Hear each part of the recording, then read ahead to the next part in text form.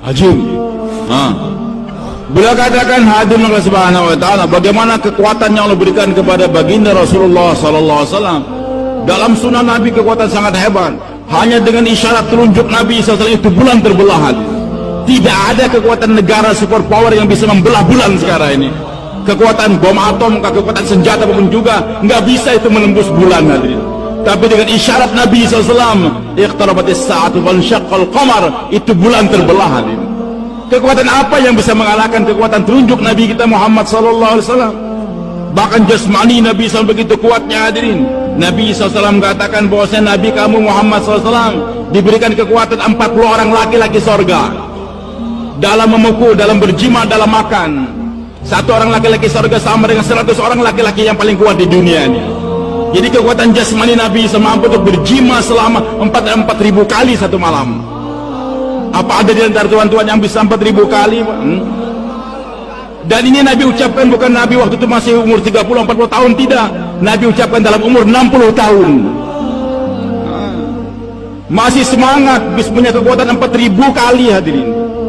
Kekuatan jasmani yang amanah ada diberikan kepada Rasulullah sallallahu alaihi wasallam.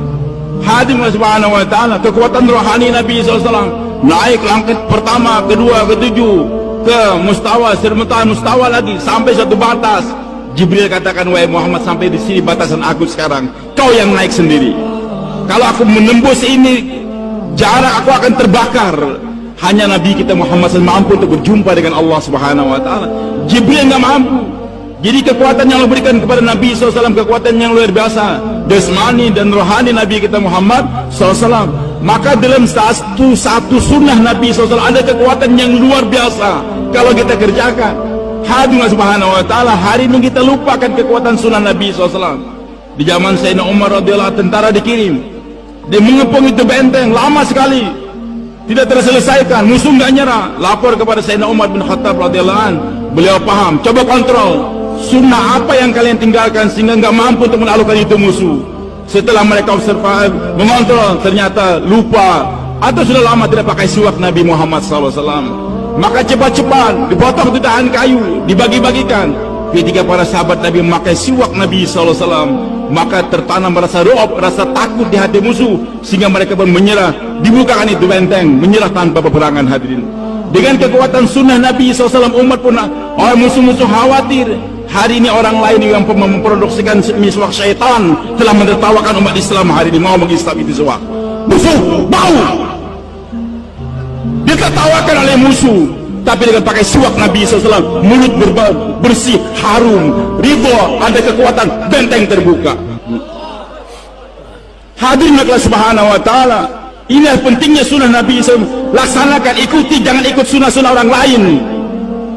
Ditertawakan oleh musuh, pegang ini sunnah Nabi SAW, Anda akan berwibawa. Nggak berani musuh untuk mentertawakan kita dengan kehidupan Nabi SAW. Dan hadir amal yang paling besar yang Nabi contoh adalah sholat. Karena dalam sholat ini terkumpul semua sunnah-sunnah Nabi kita Muhammad SAW. Kekuatan yang luar biasa dalam sholat. Bahkan dengan sholat tadi akan menghadirkan nusratullah. Wasta'inu bis sabri was salah, mintalah pertolongan kepada Allah melalui sabar dan sholat.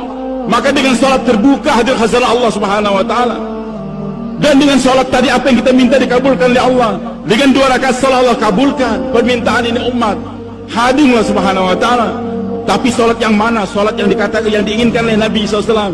Cara Nabi SAW, satu orang laki-laki sholat, Nabi katakan, dipanggil, sholli fa innaka lam tusolli. Sholat kamu belum sholat.